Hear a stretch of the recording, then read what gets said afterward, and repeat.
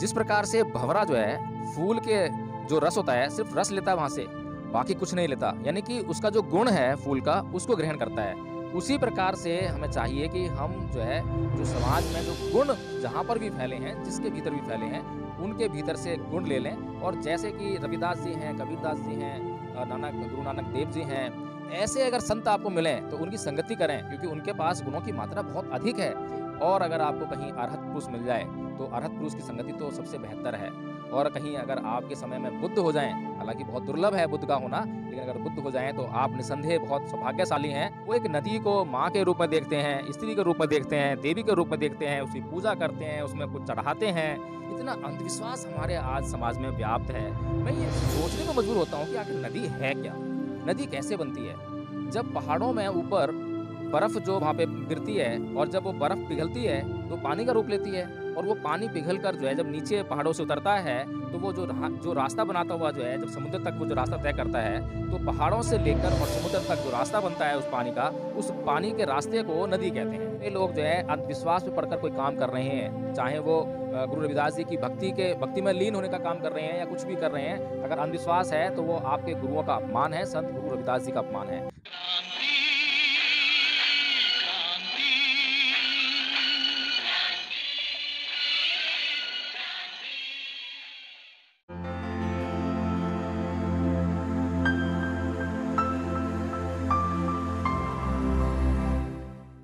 जिस तरह से पूरा भारत देश संत शिरोमणि गुरु रविदास जी की जयंती मनाने के लिए हर्षोल्लास के साथ में आज बहुत बड़ी बड़ी रैलियां निकाल रहा है, और उसी कड़ी में हम देख रहे हैं कि विदेश से भी बहुत सारे लोग संत शिरोमणि गुरु रविदास जी की जयंती मनाने की जोर शोर से तैयारियां कर रहे हैं। और इसी विषय पर चर्चा करने के लिए आज मेरे साथ में एडवोकेट जय भीम प्रकाश जी हैं। उन्हीं से जानना चाहूँगी खासकर उन चीज़ों को लेकर जिस पर कि संत शिरोमणि गुरु रविदास जी ने प्रहार किया। और साथियों, अगर मैं बात करूँ उनके सिद्धांतों की तो उन्होंने कहीं ना कहीं जातिवाद पर बहुत कड़ा प्रहार किया है, और जिस तरह से ब्राह्मण क्षत्रिय वैश्य शूद्र की कैटेगरी निर्धारित की गई उसको लेकर उन्होंने बड़े बड़े सिद्धांत दिए और लोगों को जाति व्यवस्था से ऊपर उठकर मानव कल्याण के लिए काम करने के लिए प्रेरित किया। और जो छुआछूत देश में पनप रही थी उसको लेकर भी उन्होंने बहुत बड़े स्तर पर काम किया, और उन्होंने अपने ज्ञान रूपी दोहों से लोगों के बीच में से अंधविश्वास को दूर करने का काम किया। और इसमें उनकी बहुत सारी बातें प्रसिद्ध है। खास जिस तरह से हम संत शिरोमणि गुरु रविदास जी की कुछ वाणियां पढ़ते हैं, उनकी बहुत ही महत्वपूर्ण एक बात है जो कि हमें अक्सर पढ़ने को भी मिल जाती है और देखने को भी मिल जाती है कि मन चंगा तो कटौती में गंगा।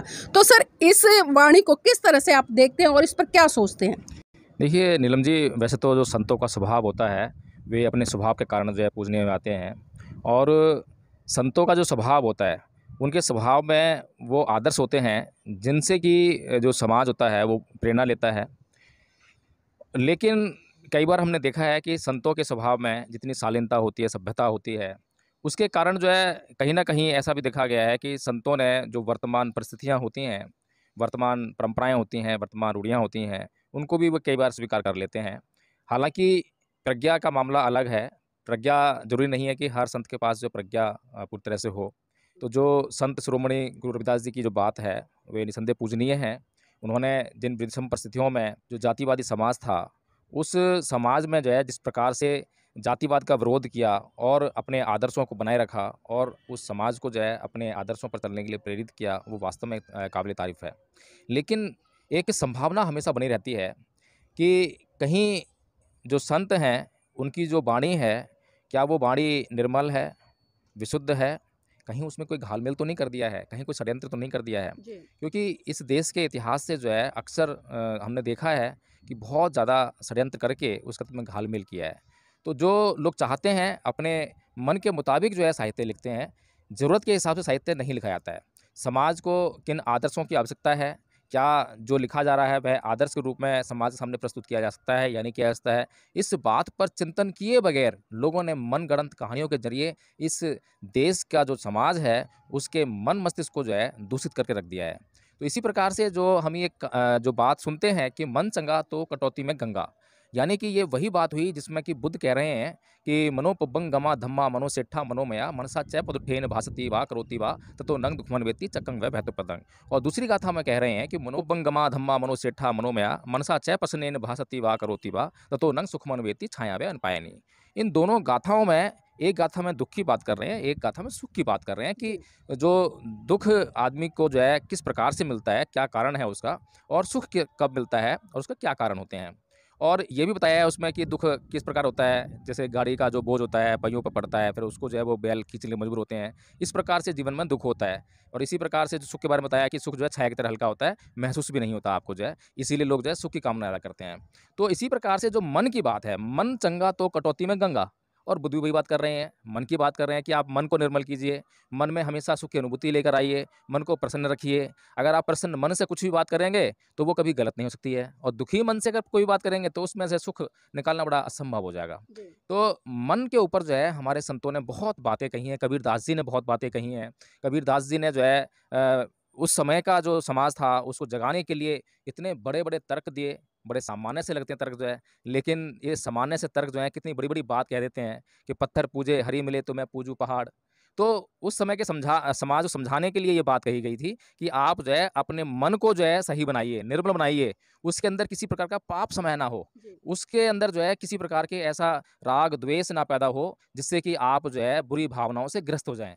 तो इस बात को कहा गया है। अब इसके पीछे 2 कहानियाँ मतलब मैंने सुनी हैं। एक कहानी मैंने यूट्यूब पर जो है देखी है, फ़िल्म थी वो जो है उसको देखा मैंने। तो वो जो है शायद उसका भ्रमणीकरण किया गया है जानबूझ के, जो है ये जो आरएसएस है, जो इस देश के लोगों को नहीं चाहती है कि वे जो साइंटिफिक टेम्परामेंट अपने भीतर जो है जी। डेवलप करें, तो शायद उन लोगों के द्वारा वो प्रचलित की जा रही है। काफ़ी व्यूअर्स उसको देख चुके हैं। तो उस कहानी के अनुसार जो है वो कहानी ये कहती है कि उसमें रविदास जी जो हैं हर रोज़ गंगा को कुछ ना कुछ जो है अर्पित करने जाते हैं। और गंगा स्वयं वहाँ से एक स्त्री के रूप में निकलती है, प्रकट होती है, और वो उनके द्वारा जो चढ़ाई गई सामग्री है उसको लेती है। तो एक दिन जो है वो काम में बिज़ी होते हैं, तो वो जा नहीं पाते हैं। तो उनका जो साथी जो उनके साथ में रोज़ आता था, जो कि ब्राह्मण है, पुजारी है, तो वो उनके पास आता है। वो कहता है कि हे रविदास, क्या आज तुम मतलब जो है गंगा मैया को आप जो है कुछ चढ़ाने नहीं जाओगे? कुछ अर्पित नहीं करोगे आज जो है? तो रविदास जी कहते हैं कि आज तो मैं काम में बिज़ी हूँ, एक काम करना, आप जो गंगा मैया को मेरी तरफ से ये भेंट जो है दे देना। कुछ जी। फूल वगैरह देते हैं। तो वो, और ये भी कहते हैं कि अगर गंगा माता जो है स्वयं हाथ से उनको ले तभी देना, वैसे मत देना। तो वो जो है पुजारी जाता है और गंगा को जो है वो ऐसे ही मतलब जो है वो भेंट देता है। तो गंगा जो है उस भेंट के बदले में एक कंगन देती है, जो कि नाना प्रकार के जो वो रत्न से जुड़ा हुआ वो कंगन होता है, तो उसको वो दे देती है पुजारी को। तो पुजारी जो है उस कंगन को लेके जो है लालच में आता है, और वो सोचता है कि क्यों ना मैं इस कंगन को राजा को भेंट कर दूँ। तो राजा के पास जाता है, राजा को वो कंगन भेंट करता है। तो राजा भी लालच में आता है, वो कहता है कंगन तो बहुत अच्छा है, वास्तव में बहुत सुंदर है। तो राजा कहता है कि अब रानी के लिए जो है दूसरा कंगन भी चाहिए। अब इसको दूसरा कंगन ला के दे, नहीं तो मैं तुझे और तेरे परिवार को सूली पे चढ़ा दूँगा। जी। तो वो जो है अब परेशान हो जाता है, ब्राह्मण जो है। तो वो रविदास जी के पास आता है और रविदास जी से बोलता है कि हे रविदास, अब तुम ही मेरे प्राणों की रक्षा कर सकते हो, कि इसका जो है दूसरा कंगन जो है ला दो, नहीं तो मेरे प्राणों की रक्षा होना असंभव है। तो वहाँ पर जो है रविदास जी फिर वही मतलब वहीं बैठे-बैठे ही और गंगा माता का कुछ स्तुति करते हैं, जैसा कि ब्राह्मणों ने मतलब जो है हमेशा दिखाया है अपने जी। पाखंड के द्वारा, जो है चमत्कारों के द्वारा। और वहाँ पर जो गंगा माता उसको जो है एक और कंगन दे देती हैं। तो वो कंगन वैसे ही होता है बिल्कुल, वो कंगन ले आके राजा को देता है। राजा फिर कहता है कि अरे! तुम तो मतलब वास्तव में दूसरा कंगन ले आए हो। फिर वो राजा जो है रविदास जी की परीक्षा लेने के लिए वहाँ स्वयं आता है, और रविदास जी जो है वो हालाँकि वेश बदल के आता है, तो रविदास जी उसको जो पहचान लेते हैं। तो वो कहता है राजा जो है रविदास जी से कि रविदास जी, आप मुझे कुछ चमत्कार दिखाएँ, और आपने तो मुझे पहचान लिया है, ये तो बड़ा वास्तव में महान बात हो गई है। तो रविदास जी जो हैं उसको चमत्कार दिखाते हुए कहते हैं कि ठीक है महाराज, आप एक काम करो, ये कटौती है और इसमें से जितने कड़े चाहे उतने निकाल लो। तो वो जो महाराज जी हैं, वो जो वहाँ पे हाथ डालते हैं कटौती में और ऐसे जी। निकालते हैं, तो कड़े की एक जो है श्रृंखला सी जैसी निकलती चली आती है।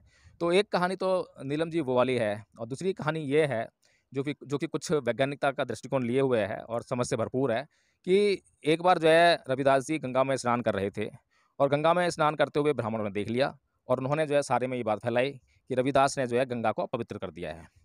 अब जब ये सारे तरफ बात फैल गई, तो रविदास जी ने ये कहा कि मैं गंगा में जो है तुम्हारी तरह ढोंग करने नहीं आया था, कि तुम अपने जो है यहाँ पर पाप धोने आते हो। मैं तो जो है मेरे तन को जो है गर्मी लग रही थी, मैं उस गर्मी से निजात पाने के लिए, तन को शीतल करने के लिए स्नान करने गया था।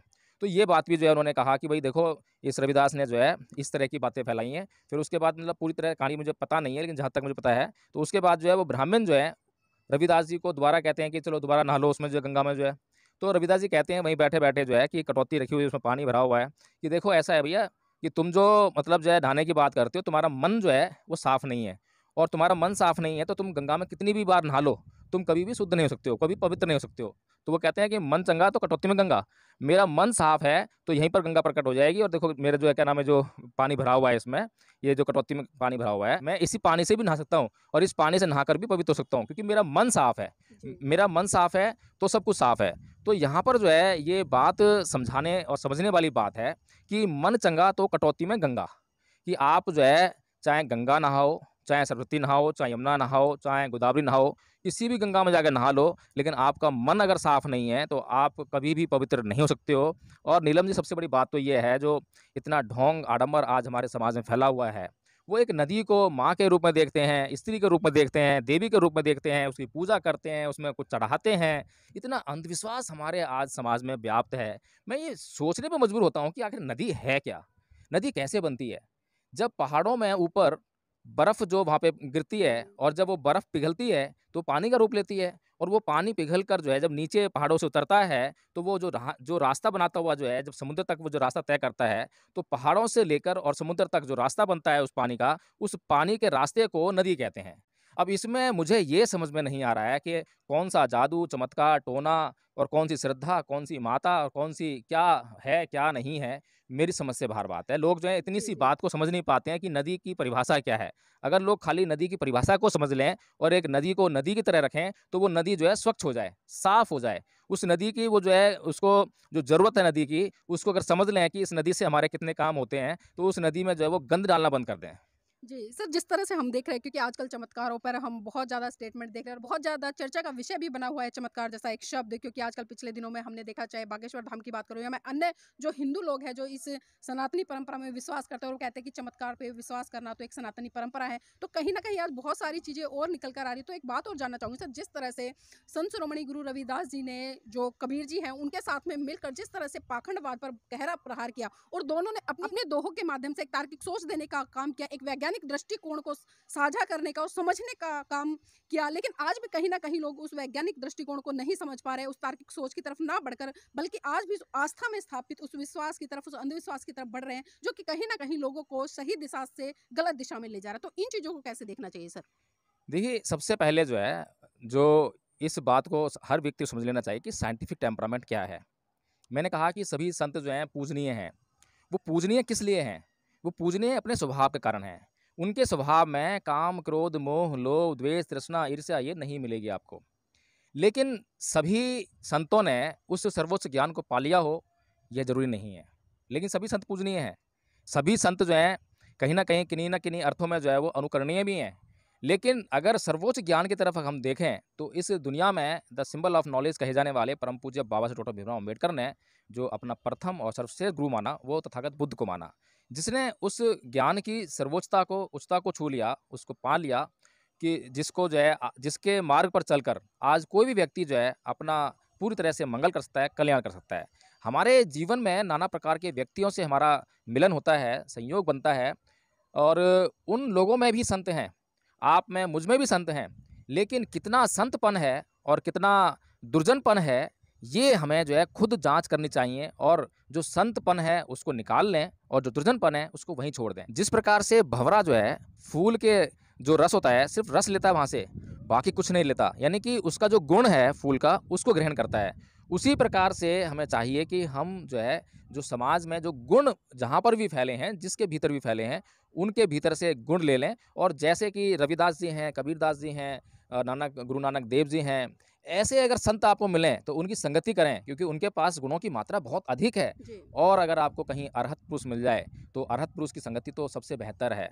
और कहीं अगर आपके समय में बुद्ध हो जाएं, हालांकि बहुत दुर्लभ है बुद्ध का होना, लेकिन अगर बुद्ध हो जाएं तो आप निसंदेह बहुत सौभाग्यशाली हैं, और उनके साथ संगति करके उनके बताए हुए मार्ग पर चलकर आप निसंदेह जो है आप अपने जो गंतव्य स्थान है, निब्बान है, मोक्ष है, आप उसको पा सकते हैं। और नीलम जी, जो संत रविदास जी ने जो कहा, गुरु नानक देव जी ने कहा, कबीर जी ने कहा, उन्होंने समाज के हित में कहा है। समाज के खिलाफ कभी कुछ नहीं कहा है, समाज को अंधकार में रखने के लिए कभी कुछ नहीं कहा है, समाज को जागृत करने के लिए कहा है। तमाम अंधविश्वासों का उन्होंने विरोध किया है। तो सबसे पहले जो गुरु रविदास जी की जयंती मनाने के लिए आज उत्सुक हैं, मनाने वाले हैं, मनाएंगे और मनानी चाहिए, वे लोग इस बात पर बहुत ज़्यादा ध्यान दें कि वे सबसे पहले हर बात में इस बात की जांच जरूर कर लें, कहीं जो काम वो करने जा रहे हैं उसमें अंधविश्वास तो नहीं है, उसमें वैज्ञानिकता है या नहीं है।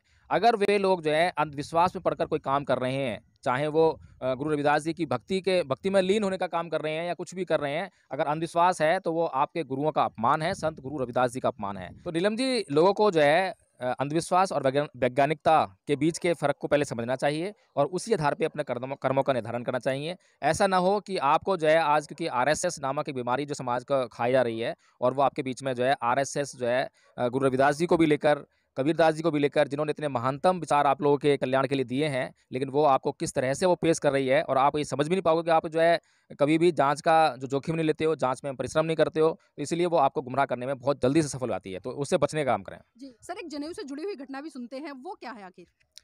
देखिए नीलम जी, ये जनेऊ जो है, ये कोई प्राकृतिक साधन नहीं है, प्राकृतिक स्रोत नहीं है। ये लोगों ने, मानव ने, इंसान ने मनगढ़ंत तौर पे जो है कथा कहानियों के ज़रिए लोगों को गुमराह करने के लिए, बेवकूफ़ बनाने के लिए, अपना वर्चस्व एक दूसरे पर स्थापित करने के लिए गढ़ दी है। अब ये जनेऊ का संबंध जो है ब्राह्मण से है, ब्राह्मण की संस्कृति से है, ब्राह्मण की परंपराओं से है। अब ये जो जनेऊ है, ये कहा जाता है कि यज्ञोपवीत जनेऊ, यानी यज्ञ में जो है कुछ उन्होंने कर्मकांड किया, उससे जो है वो एक जनेऊ बनाया, उसको जो है ब्राह्मण लोग अपने इधर धारण करते हैं, धागा आपने देखा होगा, तो उसे जनेऊ कहते हैं जो है। तो उसके आधार पर जो है गुरु रविदास जी के बारे में जो है ये कहानी है। और ये जब क्या नाम है, जो वहाँ का जो ब्राह्मण वर्ग है, अब ब्राह्मण तो ब्राह्मण है, ब्राह्मण को तो जो है लोगों को बेवकूफ़ बनाने के लिए कुछ ना कुछ चाहिए। और जब भी कोई किसी भी समाज से, चाहे वो शूद्र समाज में कोई महानतम पुरुष पैदा हुआ, तो उसका भी उसे यूज़ करना है अपने हित में। जैसे कि आज डॉक्टर अंबेडकर का जो है यूज़ करने का प्रयास कर रहा है यही ब्राह्मण। भगवान बुद्ध को जो है विष्णु का अवतार घोषित कर दिया। इसी प्रकार से जो है गुरु रविदास जी के ज्ञान को देखकर, उनके तर्क को देखकर, उनके विवेक को देखकर, तो वहाँ पर भी जो है ये जो ब्राह्मण वर्ग है, इसने अपने पक्ष में जो है उसको मोड़ने का प्रयास किया, अपने पक्ष में समाज सामने प्रस्तुत करने का प्रयास किया। और गुरु रविदास जी से ये कहा कि भई आपका जनेऊ दिखाई नहीं दे रहा है, आप इतने ज्ञानवान हो, इसका मतलब यही है। जैसे डॉक्टर अम्बेडकर के बारे में लोग बोलते हैं कि ये जो हैं शूद्र तो हो ही नहीं सकते, ये तो मतलब ब्राह्मण। जातिवाद जी, की जी। बात आ रही है सर। जाति उच्चता जी की जी, बात आ रही है। उसमें रविदास जी ने हाँ। एक बात और कही और कबीर जी बोलते हैं कि जाति ना पूछो साधु की, पूछ लीजिए ज्ञान, हुँ, हुँ। मोल करो तलवार का, पड़ा रहने दो म्यान। बिल्कुल, बिल्कुल। तो इस बात का जो है ब्राह्मण से कोई लेना-देना नहीं है, ज्ञान से कोई लेना-देना नहीं है। उनका लेना-देना सिर्फ़ इस बात से है कि समाज में ब्राह्मण वर्ग की उच्चता और श्रेष्ठता बनी रहे और उसको बनाए रखने के लिए वो येन केन प्रकारेण कुछ भी करेगा। अम्बेडकर के साथ में जो बाबा साहब डॉक्टर भीमराव अम्बेडकर जो लिखते हैं शब्द जो है हम जो है, तो जो अम्बेडकर शब्द है, उसके बारे में बोलता है कि वो अम्बेडकर शब्द जो है किसी ब्राह्मण के द्वारा दिया गया है। वो नाना प्रकार से ऐसी कहानियाँ गढ़ेगा और ये साबित करने का प्रयास करेगा कि ये व्यक्ति जो है शूद्र तो है ही नहीं ये। तो रविदास जी के बारे में भी, उनके जन्म के बारे में भी ऐसी कहानियाँ जो हैं ब्राह्मण समाज ने फैला दी हैं कि ये शूद्र समाज में पैदा किस तरह से हुए हैं और पूर्व जन्म में वो ब्राह्मण थे। तो कबीरदास जी के बारे में बताते हैं कि कबीरदास जी के गुरु जो हैं रामानंद जी थे, ब्राह्मण थे। अब ये मुझे समझ में नहीं आता कि गुरु और शिष्य का जो अंतर तो समझना चाहिए लोगों को कि एक आदमी जो है अपने गुरु को एक बहुत छोटी-सी बात समझा रहा है और वो गुरु कैसा गुरु है? इतना मूर्ख गुरु है कि उसे पता नहीं है कि मरी हुई गाय जो है घास नहीं खा सकती है। तो जिस प्रकार मरी हुई गाय घास नहीं खा सकती है, उसी प्रकार से मरे हुए लोग जो हैं अन्न कैसे खाएँगे? जी। तो इस तरह से ब्राह्मण जो है, चाहे वो जनेऊ हो, चाहे वो कटौती में गंगा हो, वो आपकी हर बात को, हर कथा कहानी को, आपके हर तर्क को जो है, वो अपने फ़ेवर में, अपने पक्ष में तोड़ने-मरोड़ने के लिए प्रसिद्ध है। वह बहुत काबिल है, काबिल कहूँ या फिर मतलब बहुत शातिर है और इस बात में तो उसकी तारीफ़ करनी पड़ेगी। बहुत बुद्धिमान है वो इस मामले में जो है और क्या नाम है, अपनी बुद्धिमत्ता के कारण जो है वो आपकी जो आपके फ़ेवर की चीज़ें हैं, आपको उच्चता प्रदान करने वाली चीज़ें हैं, जिससे कि शूद्र समाज ना कहा जाए, शूद्र समाज जो ब्राह्मण समाज के ऊपर जाके बैठ जाए, ऐसा गौरव शूद्र समाज को मिल जाए, जहाँ जब-जब ऐसी घटनाएँ होती हैं, ऐसी कहानियाँ बनती हैं, ऐसा विवेक का जो है प्रदर्शन होता है, ऐसी बुद्धिमत्ता का जब प्रदर्शन होता है, तो उन सब बातों को अपने फ़ेवर में किस प्रकार से प्रयोग करना है, अगर ये सीखना चाहो तो कोई भी जो है, ये ब्राह्मण जो वर्ग है, ब्राह्मण जो साहित्य है, इससे आराम से सीख सकता है। और नीलम जी, जो जनेऊ की घटना है, जिस प्रकार से जो ब्राह्मणीकरण किया गया है, उसमें बताते हैं कि रविदास जी ने अपना सीना चीरा और उसमें जनेऊ निकाल के दिखा दिया। तो ये कोई भी समझ सकता है कि ये चमत्कार वाली बात है, जादू वाली बात है, टोने वाली मतलब ये बात तो है। सर वो जिस तरह से हम रामायण में पढ़ते हैं, हाँ। प्रकरण देखते हैं कि हनुमान जी ने अपना सीना हाँ, चीर हाँ, हाँ। के राम जी को दिखा दिया था, उसी तरह बिल्कुल, की घटना बिल्कुल। हुई। मतलब ये है कि रविदास जी के जो ज्ञान है, उससे समाज को दूर करने के लिए रविदास जी की पूजा करना शुरू करवा दो। रविदास जी की जब पूजा में, भक्ति में समाज लीन हो जाएगा, तो ज्ञान नहीं पढ़ पाएगा। अब मान लो कोई भी व्यक्ति जो है रविदास जी के मंदिर में जाए और वहाँ 2 घंटे तक जो है रविदास जी की भक्ति में कीर्तन करता रहे, अब रविदास जी के जो लिखे हुए दोहे हैं, उसको पढ़ने के लिए तो टाइम चाहिए। अब वो 2 घंटे में अगर वो दोहे पढ़ ले, तो उसकी माइंड का विकास हो जाएगा, जागृति आ जाएगी और वो समाज में जाके उसका प्रचार करेगा, तो वो समाज जो जागृत हो जाएगा और समाज जागरूक हो गया, तो वो ब्राह्मण का जो वर्चस्व बना हुआ है इस समाज में जो है, वो खत्म हो जाएगा। और जो ये शूद्र समाज जो पददलित बना हुआ है, आर्थिक शोषण सहने के लिए मजबूर है, नाना प्रकार का शोषण सहन कर रहा है, जातिवाद को अपने ऊपर सहन कर रहा है, तो वो शोषण से मुक्त हो जाएगा। अब वो मुक्त ना हो और शोषण चलता रहे और ब्राह्मण का वर्चस्व बना रहे, इसीलिए ब्राह्मण ये चाहता है कि रविदास जी की पूजा हो, अंबेडकर की पूजा हो, बुद्ध की पूजा हो, इनके ज्ञान को लोग भूल जाएँ, इनके ज्ञान के संपर्क में लोग ना आएँ। तो इसलिए जो है रविदास जी को पूजने वाले लोगों को ये सोचना पड़ेगा कि आप जयंती मना रहे हैं, लेकिन रविदास जी के बारे में आप कितना जानते हैं? रविदास जी का ज्ञान क्या है? तो रविदास जी के असली ज्ञान को समझिए, पहचानिए और ये जो चमत्कारों से आप जितना जल्दी दूर हो जाएँ, उतना बढ़िया है। चमत्कारों में विश्वास बंद कर दीजिए, वैज्ञानिकता में विश्वास कीजिए, कॉज़ एंड इफ़ेक्ट, कार्य और कारण का जो सिद्धांत है उसमें विश्वास कीजिए कि किसी भी घटना के पीछे कोई न कोई कारण होता है और बिना कारण के कोई भी घटना घटित नहीं होती है। जी, बहुत-बहुत धन्यवाद सर आज की इस चर्चा में जुड़ने के लिए और साथियों जिस तरह से बिल्कुल स्पष्ट कर दिया है यहाँ पर क्योंकि जिस तरह से संत शिरोमणि गुरु रविदास जी का हम इतिहास पढ़ते हैं, उनके बारे में पढ़ते हैं, उनके द्वारा जितनी भी रचनाएँ लिखी गई हैं, दोहों के माध्यम से, कविता के माध्यम से, वो आपको बहुत बड़ा संदेश देती है। लेकिन आज कहीं न कहीं विडंबना है कि जो एक संस्कृति है लगातार वो दूसरी संस्कृति पर हावी होने का काम कर रही है और इस देश के जो सच्चे महान पुरुष थे, जिन्होंने कि इस देश में साइंटिफिक टेम्परामेंट को स्थापित करने के लिए काम किया, लोगों को जगाने का काम किया, लेकिन आज उन्हीं के लोगों को कहीं न कहीं पाखंडवाद में, रूढ़िवादी परंपराओं में, चमत्कार जैसी चीज़ों में और खासकर भक्ति में इल्झा कर जो दूसरी संस्कृति के लोग हैं, वो उसको उस तरफ बढ़ा रहे हैं। लेकिन आज ये लोगों का नैतिक दायित्व बनता है कि अगर आप शिक्षित हैं, तो शिक्षित होने के साथ-साथ में आप जागरूकता का भी परिचय दीजिए और जागरूकता के तहत समझिए कि आप कहीं उस भक्ति में तो नहीं जा रहे, जिस भक्ति के लिए आपके महान पुरुषों ने आपको मना किया है। और मैं समस्त देशवासियों के साथ-साथ में पूरे विश्व को संत शिरोमणि गुरु रविदास जी की जयंती की बहुत-बहुत मंगल कामनाएँ देती हूँ और उम्मीद करती हूँ कि उनके सिद्धांतों पर चलकर आप इस देश का विकास करें।